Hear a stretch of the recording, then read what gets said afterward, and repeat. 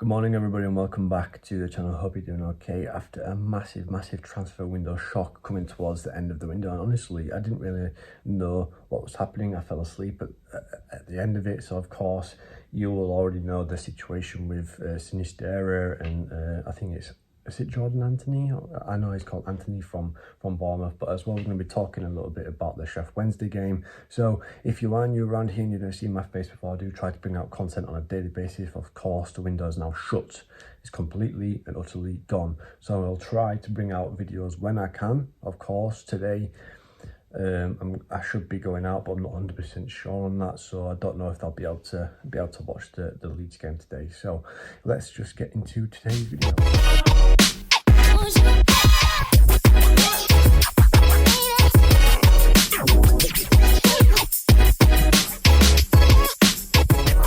The whole situation with Sinistera was in a sense a mind-boggling one for me, because when I was travelling home for around about 3:30 yesterday, when I saw that news, and then obviously I was listening to Joe while driving home, it was a shock, because as soon as I saw a notification from, I think it was or Leeds TV, or it was Leeds Talk or something like that, or Talk Leeds, and I thought, oh, I wonder who's coming in, I wonder who's going out, because end of the day, after the press conference of Daniel Farke coming out and saying that there wasn't really going to be anyone going out, I felt very confident, I felt very hopeful that we're going to be able to keep hold of Sinistera, get to keep hold of Willian Onto or anyone else, you know. Of course, there was other loanees or whatever, and we're going to do a little video during the week, next week, just to, in a sense, go over the players that we've brought in, the players that we've gone out, and I guess just rate the whole transfer window, this window, and with Sinistera going out, I thought, this is crap, you know, because end of the day, yes, we have Somerville, yes, we have Lonto, but Luis Sinistera is a step above from, in my opinion, from both of them, you know.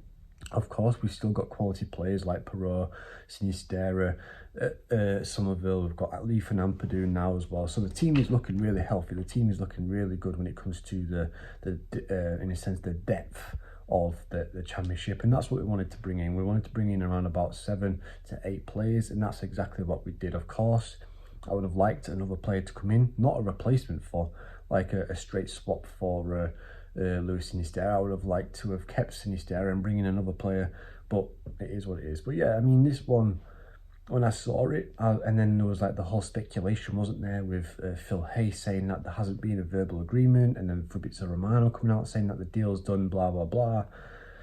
It was just a very weird one, and I think to me, Leeds United were panicking, were rushing, because obviously they wasn't expecting, and if they wasn't expecting, then why agree to the deal? You know, if they wasn't expecting to bring anyone in to, in a sense, replace him, of course there was links elsewhere, and they might have been talking to them behind closed doors, and that they must have just not been able to come to an agreement.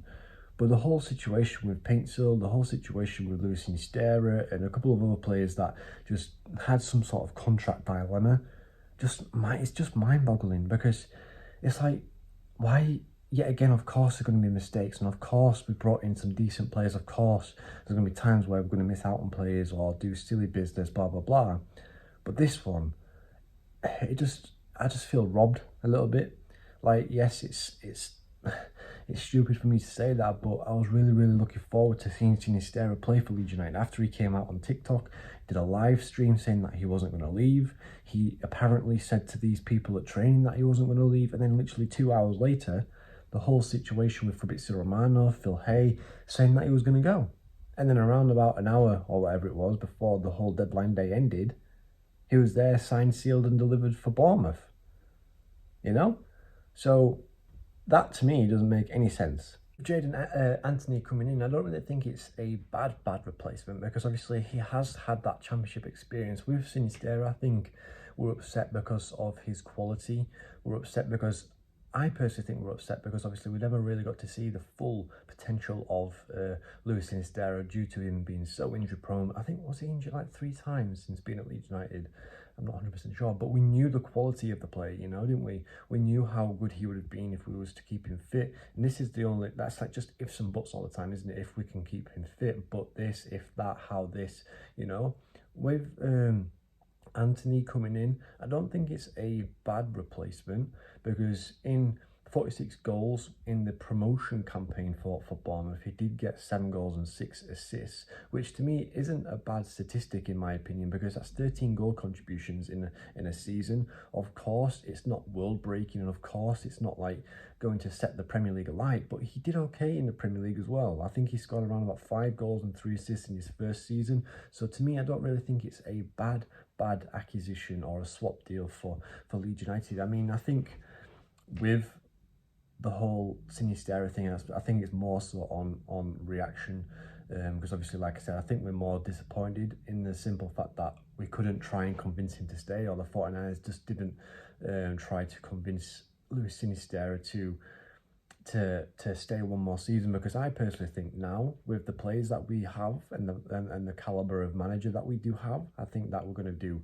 really well this year. Of course, I say we're going to finish in 4th, but I still have a lot of confidence now that Leeds United could go out there and get promoted. Would I want to get promoted? I don't think so. In my opinion, I know that sounds a bit weird and sounds a bit like negative, but in my opinion, I'd still want to have maybe another extra season in the Premier League, get, in a sense, more experience under Daniel Farke, like we did under Bielsa, where we had a really good season, but then in the second season we did absolutely phenomenal, and then in the first season in the Premier League we finished in 9th. So in my opinion, I think that would be the better option if we had 2 seasons in the Championship to, in a sense, bring in more players. Of course, if it was to be in the Premier League, we can invest bigger and better, of course.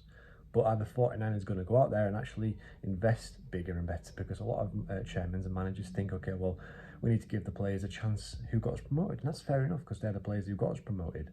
So we're going to have to just wait and see. And right now, I'm really excited, especially against Sheffield Wednesday today. I mean, the statistics for the 2 meetings, I think Leeds had won 39, 39, lost 36. So this one is a very close encounter again. It's a similar type of statistic against Ipswich, but with how we played against Ipswich, with how Sheffield Wednesday are struggling, how they're, in a sense, being run off the field, on the field, they're a bit of a joke at the moment, because 4 games in a row losing, but it's Leeds United, isn't it? You know, with Leeds United going out there and constantly being one of these teams who let other teams have the history. Like, if you haven't scored in 50 games, you're going to get a hat-trick against us. If you haven't won like in 15 games, you're going to win against us. That's just the story of Leeds United. And I want to be positive. I want to, in a sense, think that we're going to win. Of course, I do believe that we're going to go out there and win 3-1 today. I do. If we can put out a solid team,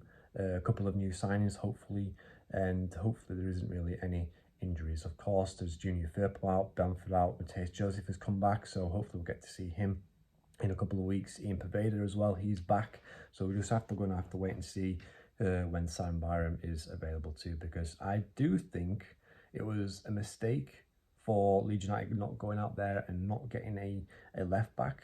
But Daniel Farke said he's happy with Jamie Shackleton, so could we see him playing left back with Pascal Stroik and Joe Rodon in centre back? Then we're going to have to wait and see. But yeah, I think Leeds United are going to go out there and win 3-1. It's going to be a very positive afternoon, in my opinion. And if we do manage to win that, then we will be, in a sense, just outside of the playoffs. So hopefully, guys, we will pick up all 3 points. What's your prediction? Do you think Leeds United will go out there and win all 3 points today? It should do. On paper, we should do. But we're going to have to wait and see, and hopefully we'll pick up all 3 points. But yeah, anyway, guys, thank you so much for watching. It is a disappointment towards the end of the transfer window, but it is what it is. He's not a bad replacement for Sinisterra. We're just going to have to, in a sense, wait and see, and hopefully Daniel Farke can get the best out of Anthony. But anyway, guys, thank you so much for watching. Make sure you like the video, subscribe to the channel too, and I'll see you in the next one. Peace.